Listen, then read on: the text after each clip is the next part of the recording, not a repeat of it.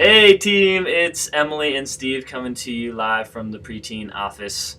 Hope you're having a great weekend and week. This week, our lesson, we're starting a new series on Christmas called Emmanuel, God with Us.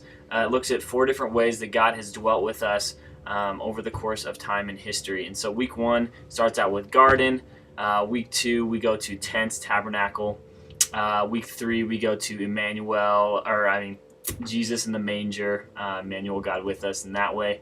And then week 4, we'll go to the Holy Spirit. So 4 unique and amazing ways that God has sought after us and sought to dwell with us and make our relationship right and beautiful. So this week we start in the garden. We're talking about God finds a way always to be with us even when we turn away from Him. So He never leaves us. He's there for us even when we turn our back on Him. He is relentlessly seeking after us. And so that's what we'll be talking about this week for our lesson. It's about time we start talking about Christmas. Okay, so a tip for this week and every week for small groups is that there is a whole lot of material that we try to give you guys. We want to provide extra so that you never have too much time on your hands or run out of things to talk about. That being said, we don't expect you guys to get through everything, so if you do, that's great, but if you end up with extra questions, extra activities, whatever, that is totally fine. Don't feel bad about it. The point is not to cover a bunch of material, but to have good, deep conversation with these kids and for them to be leading it and to be thinking and processing and making these truths their own. So whatever way the Holy Spirit wants to lead your group to do that, we are on board. Also, the activities that we provide, those are for you to use them strategically. So if the kids are getting squirmy or looking bored or being silent and there's not a lot of discussion happening, that is when it's a really great time to put in one of those activities. So those are for your benefit. They are your friend. But if you're having good conversation without them, that's totally fine too. Also, we've been pushing these take-home, weekly take-home sheets. He's pushing the take-home sheet.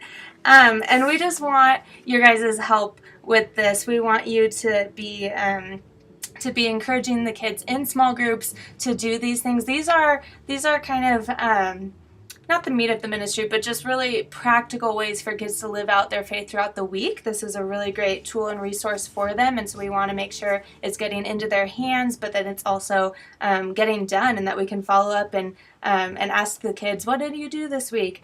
We're typically following a pattern of having some sort of Bible reading and reflection that goes along with the read, reflect, respond, some sort of prayer activity, some sort of family interaction activity, so like a conversation with parents, that sort of thing, and then something that's on the more creative or artistic side, or like evangelistic side. So that's kind of the model we've been following, and it's something that we value, and so we would like to see you guys value it too and be the ones who are on the front lines following up with the students in that.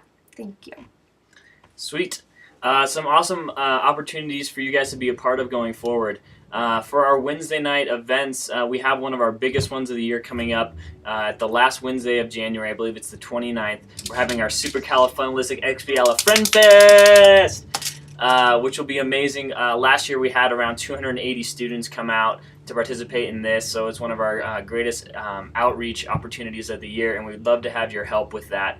So shoot us an email. We'll probably be shooting one out soon, so you can respond to that one, or just talk to me and let me know that you'd like to help with that.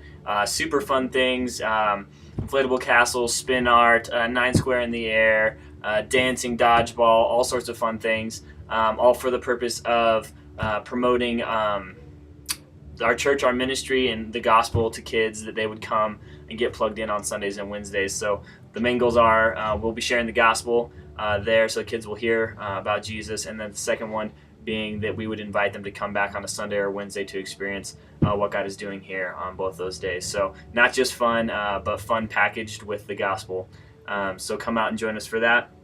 The second thing, long-term vision, we're having our parents meeting for our camp right after church this Sunday.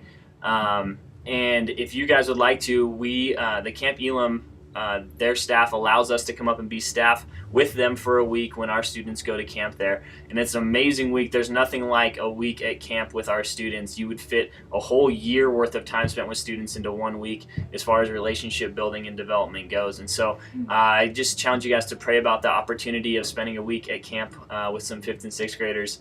It's an amazing experience. It's also, we actually go with the current 4th graders and 5th graders, so we're welcoming up that 4th graders, and this is one of the first experiences they have with preteen.